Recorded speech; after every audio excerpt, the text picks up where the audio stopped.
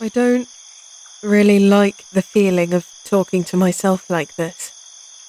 Not when I'm actually focused on it, when I'm listening to the words I'm saying. When I try to actually think about what words to say, I can never get the right ones. Because I know what I want to say, or at least how I want to convey it, but when I try to find the right words and the right order to put them in, it all ends up feeling more wrong than if I didn't try at all. But maybe that's how this all works, eh? Maybe I'm not supposed to find the right words right now. Maybe I just say the wrong words and get them out there and let them hang, dead in the air, until I can find the right ones. Like a game of hangman, except with more options. Too many goddamn options. And yet, after all this time, I still haven't found the right one. Knowing you, that's about par for the course. You always had a way of getting me all confused and making my head spin until I wouldn't know up from down. You drove me head over heels for you, faster than I ever could have imagined anyone would be capable of. And I loved every last second of it. Life was a whirlwind with you, all chaos and excitement and beauty. Living life next to you was exhilarating, and I adored every second of light-headed dizziness that you gave me. After so long, a feeling like that, I couldn't imagine letting you go. How could I picture a life without you when you made everything so much better?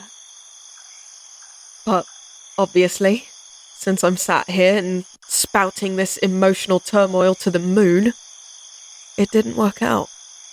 You know that, of course, but like I already said, I'm talking to the moon.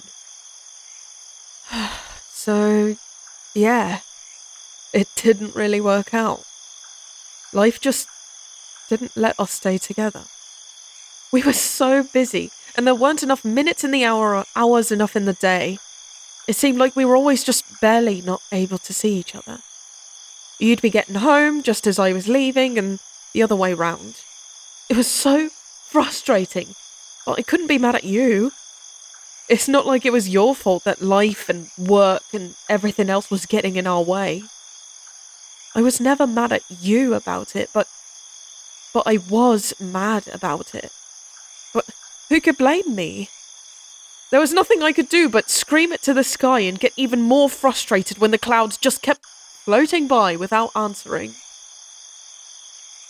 As life does, it just kept getting harder and harder for us to make time for each other. It even got more difficult to keep up with calls and texts. It hurt because I knew that I wasn't trying to ignore you, and you weren't trying to ignore me, but we couldn't help it. By the end of the day, we had so little energy that we couldn't have made time for each other even if we tried. It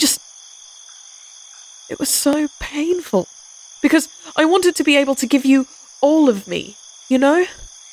I wanted to be there for you. I wanted to share our lives together and be together. But I didn't even have enough of myself to drag to bed at night, let alone to give to you. But I still kept trying, no matter how much it hurt. And so did you. Through all of it, we kept trying, even as it got harder. But eventually, we had to face reality and admit that it just wasn't going to work out, no matter what we did. And even though it was painful, we had to face the music and go our separate ways. After we broke up, I was heartbroken. Obviously, I mean, both of us were, but it was just what we needed to do. It was what needed to happen. We weren't going to last, and it was just time to pull the arrows out of our ankles so we could heal. Of course we bled, and wept, and ached. That was bound to happen when we were nursing our wounded hearts. But it was hard to heal, to get on with my life. When I turned and wanted you at my side, you weren't there, and I just had to live with that. It hurt, at first. It hurt for a long time. there are some days when it still hurts. But overall, I think I'm doing pretty good. I wish there was some way I could tell you that even though I've moved on and I'm doing good, you will always have some part of my heart. Even though I may find someone else, you'll always have some part of my life that knows you. Is it selfish of me to hope that I'm the same for you? That I hope that you'll always have some love for me, even if it's just for what we were? It probably is. But more than anything else, I hope you're doing well.